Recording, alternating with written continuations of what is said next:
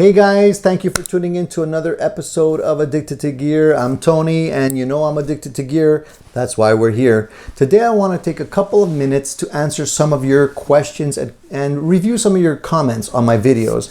There's always great comments on my videos throughout the months after I post them that I don't always get an opportunity to share with you guys. And I thought, as sort of a mini roundup, since we're coming close to the end of the year, I thought it would be nice to actually take some time to read some of these comments and give you a little bit more information, or just my opinion on them, because there's some really good comments here.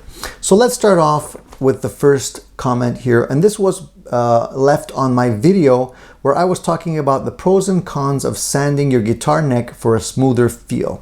So if you want to check out that video, just go back into my archive and you'll be able to see that specific video. And here, one of the viewers commented on this video and says, I have a PRS SE Custom 24. Love this guitar except for the glossy neck.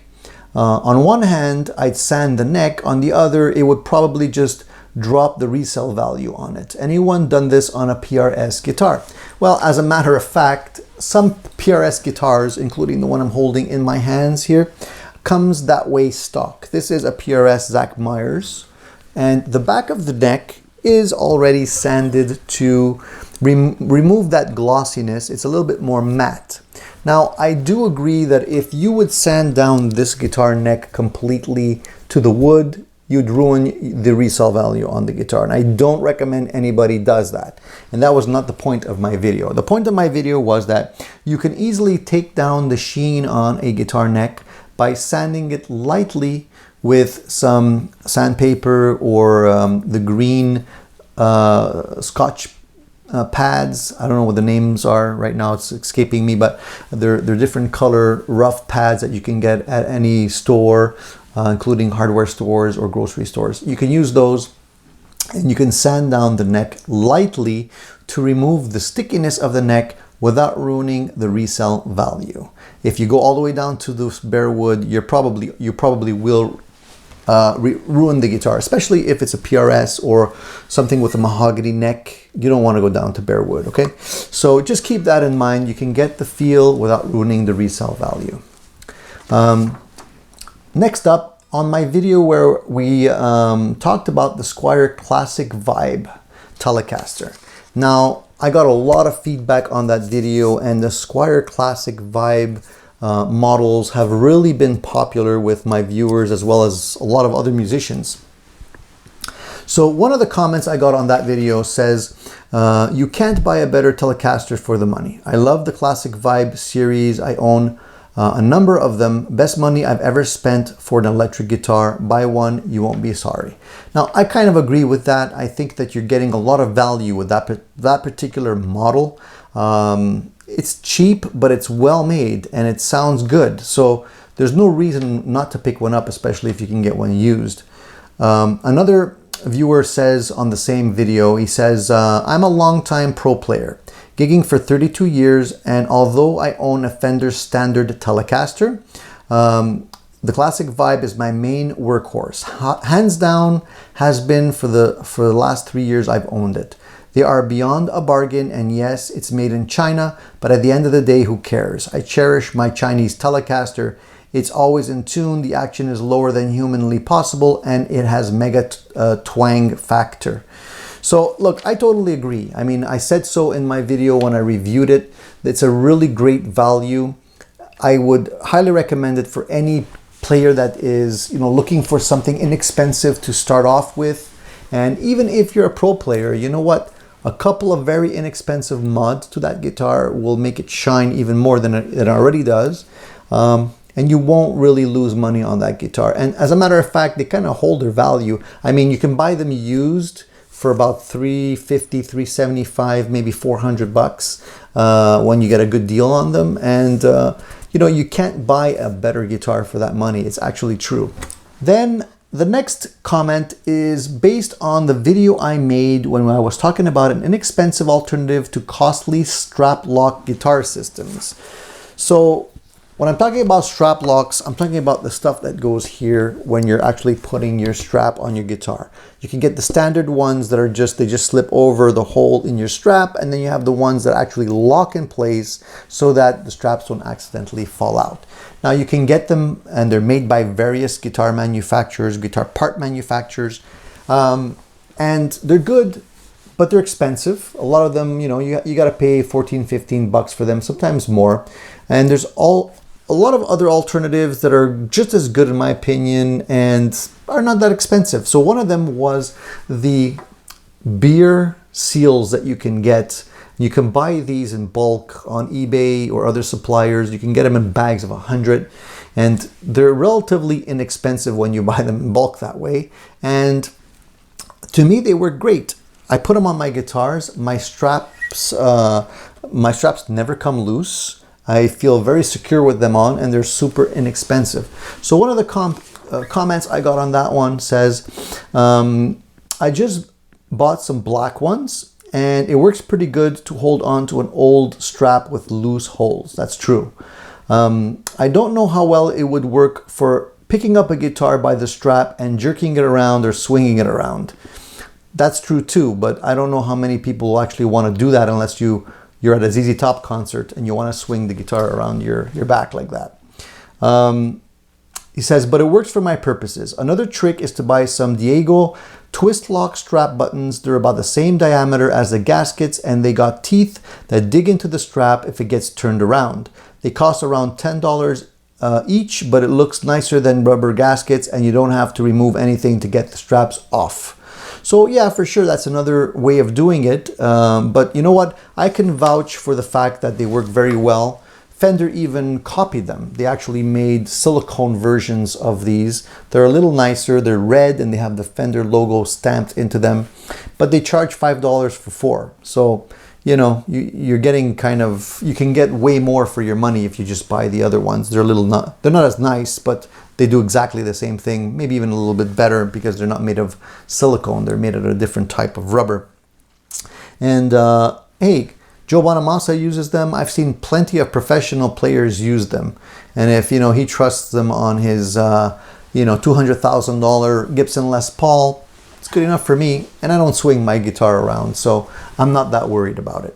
So the next video is we took a 52 reissue and we played it up against a Squier Classic Vibe Telecaster. And the title of that video is Fender 52 Reissue versus Squier Classic Vibe Sound Battle. And it was a very popular video because a lot of people, I think, were interested in coming to see that video. They thought they were going to see the Fender 52 kick the Squier Classic Vibe's ass. Some people that owned the Squier Classic Vibe thought that, you know, they believed that it was going to be better than the 52. But to be honest with you, I think a lot of people were actually surprised by what they heard in that video. So one of the comments I have here is both amazing instruments. I have the 52 reissue, and it is the only Telecaster that has the old original twang for the traditional country music. But the Classic Vibe is a real workhorse, amazing for the price. Every collector should have one. Just talked myself into one. So I have both. Obviously, I made the video, and I think a lot of people were surprised when they heard the sound samples, and they were blindfolded, so I didn't reveal which one was which till the end of the video. And a lot of people preferred the sound that they were hearing from the Classic Vibe. Now, I'm not saying that the 52 reissue is no good. It's an excellent guitar, but honestly, I played the Classic Vibe a heck of a lot more than my 52. I thought that the pickups on that guitar sounded better, or at least to me, was a little bit better in terms of how aggressive they were. I preferred that type of pickup sound. So my 52 reissue kind of stayed in the case a lot more. But recently I popped in a set of Porter pickups that I want to review for you guys, and it's going to be coming up very shortly. And it's brought that guitar back to life for me. It's actually given it the balls and the fullness that I was looking for without making it harsh or too bright. And I think it's those pickups are a really good match for my 52 reissue, and I want to share that video with you, and that's going to be coming up as well. But you know, again, the 52 reissue and the Classic Vibe, both great instruments, different ends of the spectrum in terms of price point, but you know, I think you should have both. That's what I think, and that's at least what I did. You know, see which one actually gets played more. The next video I want to talk about is the video titled Ibanez Jem Jr. Does It Live Up to the Hype?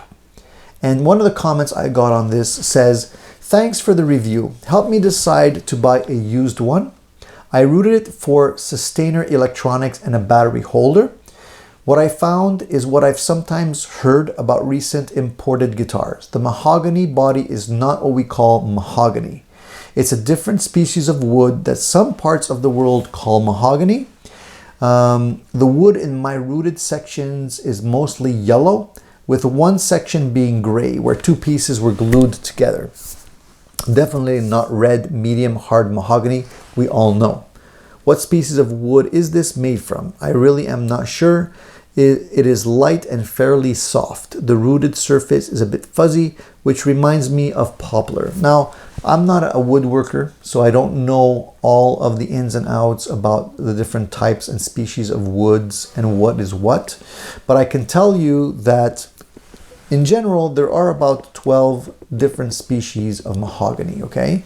And from what I understand, the species that are considered true mahogany are the Honduran, Mexican, and Cuban mahogany. Those three species are considered the core true species of mahogany. And that's what you get on the higher end guitars.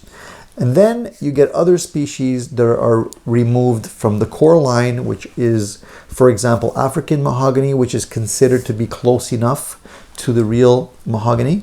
And then as you go on, they get less and less like true mahogany. So the color might change, the hardness might change, the grain features might change as well.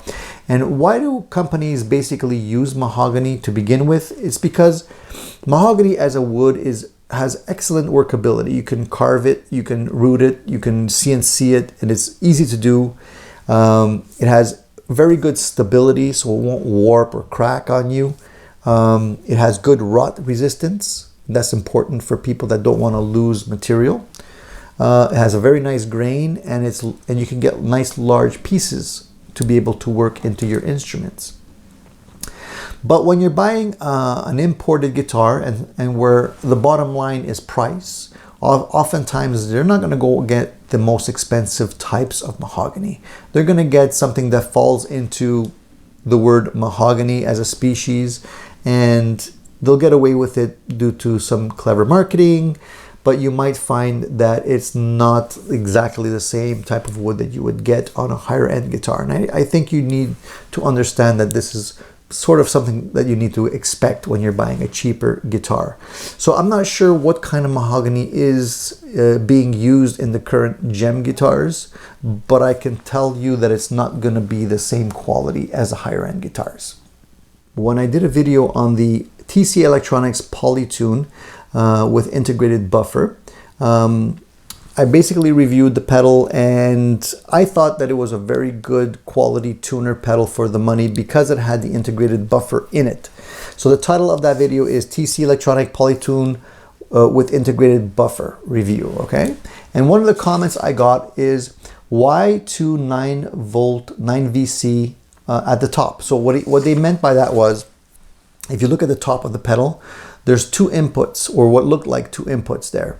So they're actually not two inputs. One of the holes there is a power input to actually be able to power up the tuner pedal, and the other is a power output, which is basically going to be able to be used to supply power to another pedal on your board. So say you have a power supply on your pedal board that has 9 slots and you want to squeeze in one more pedal, the TC Electronic Polytune will actually be able to furnish power to another pedal. So you can actually get even more out of your pedal board. And I think it's a fantastic idea. I just wish more pedal manufacturers would be doing that or implementing that on their pedals. All right, so the last question and the last video that we're going to be talking about is the one I made on a little trick that I shared with you when I was talking about an easy way to determine whether or not the polarity on your pickups were in the correct orientation on your guitar. And the title of that video is 2 Simple Guitar Pickup Polarity Tests to Reduce Hum and Save Time. So one of the things that you have to understand is that if your pickups on your guitar come stock out of the company that you bought them from, they will most likely be in the correct orientation. If you like to swap out your pickups yourself, then sometimes you'll end up buying pickups that don't match the orientation that is already in your guitar. So for example, this guitar here, I swapped the pickups on this guitar from the originals. Now, the ones I bought and put in here were from the same manufacturers. So I'm pretty sure they're in the correct orientation. But if I wanted to check them before I actually put them in the guitar, what I would do is I would hold them up against each other, so top of the pickups facing each other. Now, if the pickups would snap together, right, that means they're opposites, because opposites attract. So I'm pretty sure that one would be north, one would be south. Now, if they repel each other, that means they're the same. You don't want to put those into the same humbucker style guitar. You're going to be out of phase. You're going to have issues. Won't sound good. So, for example, if I'm playing a Strat, Strats will usually be opposite each other. So it will normally be, say, a south-facing pickup in the bridge position, a north-facing pickup in the middle position, and a south-facing pickup in the neck position.